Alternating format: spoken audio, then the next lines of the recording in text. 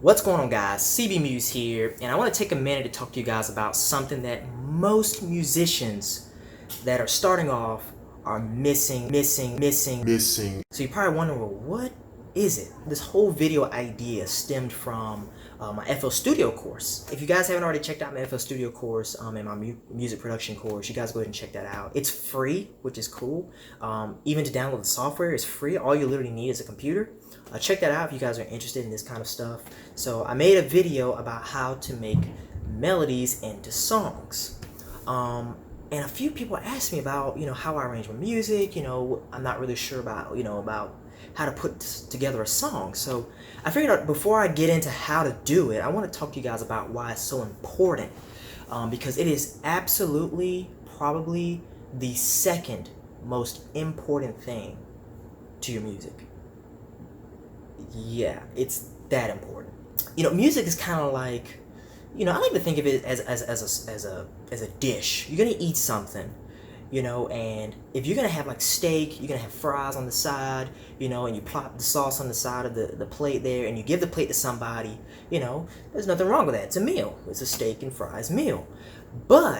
But if you put a little bit of parsley on the top, you rearrange the steak on the side and the fries on the other and keep them real nice and neat, maybe orientate the fries in a very artistic way and do some design with the sauce on the plate, you're still getting the same meal, but it's the presentation. And that's what makes your song really pop. That's what gives it that wow effect. It's the arrangement. So let me give you that as an example. Another one. I was making a song one day, and my wife kind of overheard it, and she was like, "Okay, nothing big, no big deal." And I asked her about it. I said, "What do you think of this?" And she was not impressed.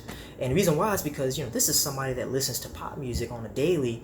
She's listening to Dua Lipa, she's listening to Beyonce, she's listening to so on and so forth, and those standards that she have are really high. So if I can impress her, I know that my music was done properly. So I showed her that same project though. I showed her the same project about 2 days later. And she was like, "Oh, wow. Did you make this? Did you?" I said, yeah, absolutely. She said, "Wow, this is good." And it wasn't even finished. And I realized, I said, the only thing I did different was I rearranged the song. Okay, so I completely rearranged the whole thing simply because I was still working on it. So music arrangement is so critical. Think of it like as a road trip. You're gonna go from one point to another. You're gonna take a road trip. If that road trip had nothing but just cornfield the whole way, I mean, that would get kind of dull. You gotta arrange your music in a way that gives your song scenery. Make it scenic. Make it have variety. Give it. Even if it's a loop. I mean, there are some popular artists, like especially in lo-fi hip hop. You've got Cupola. You've got Invention. You've got all these guys. Basically, take a loop and they're able to add so much variety into the song without even changing the whole loop. And it's because of how they arrange the song, and it's about the little bitty wow special things that they add to it. So they understand that it's about the arrangement. It's not about the actual full sound itself. It's the whole presentation. So when you're making music, it's very hard to remember that. So when you finish your song, go back through your song and say, hey, is this enjoyable for me? Or if I was listening to this, does it give me that wow factor? If it doesn't make you say wow, it keeps going, if it's not pulling you in, then you might need to go back through and reevaluate your arrangement. I'll bring up one more example because I can't help but talk about this one. This is a really funny one, actually. Like trap music, for example. They'll take a tin can or a soda can, hit on the side of it with a spoon, and then they'll build up into this drop that's, and it's like, oh man, this is the greatest thing I've ever heard.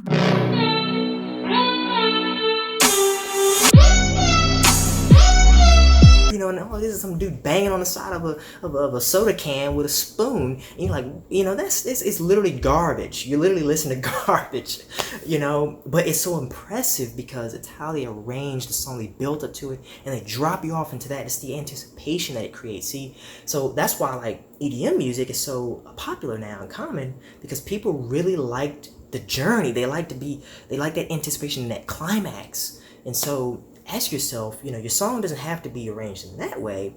Is it an enjoyable experience to listen to the song? If it's not enjoyable for you, if it doesn't impress you or wow you after you've heard it 100 times, then, you know, you need to go back in. And if it still impresses you after you've heard it 100 times, then more likely it's gonna be impressive for someone else that's heard it for the first time. You know, because a song can be finished, and honestly, you can be working on a song forever, but you have to tell yourself to stop. But definitely don't forget to go back in and look at it from that perspective. Your music will be incredibly much better, I can tell you right now. So see you guys in the next video, and consider liking and subscribing. It doesn't hurt you at all to subscribe, so just go ahead and hit the button. Just go ahead and do it. You know, you can even control whether or not you get notifications or not when I make a new video. So it doesn't hurt you in any way. It only helps me, so I do ask you guys politely to do that. So if you're watching my videos. Otherwise, see you guys in the next video, and see you soon. Thanks.